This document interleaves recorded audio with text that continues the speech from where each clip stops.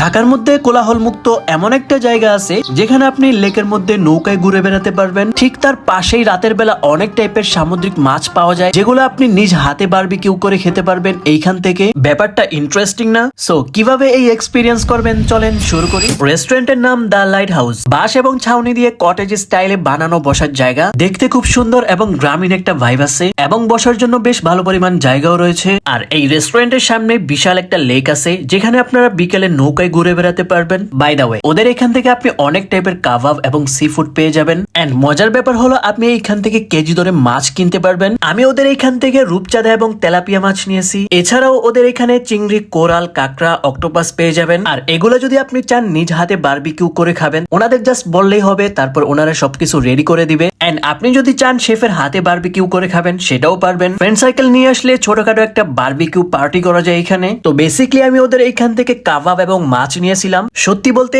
এরকম প্লেসে আমি ভাবি নাই টেস্ট এত মজা হবে। কাবাব এবং মাছের টেস্ট আমার কাছে 10 on 10 ছিল। আমি সেকেন্ডবার আবার যাব ওদের কাবাব এবং মাছ খেতে, বিশেষ করে নিজের হাতে বারবিকিউ করে। সো ফ্রেন্ড সার্কেল নিয়ে কবে আসতেছেন এবং কাদেরকে নিয়ে আসতেছেন তাদেরকে এক্ষুনি মেনশন দিয়ে দেন। আর হ্যাঁ, এটার লোকেশন হচ্ছে Purbachal 11 number sector, lake park. So yeah, that's all for today. Thanks for watching. Tata, take care, Allah Hafiz.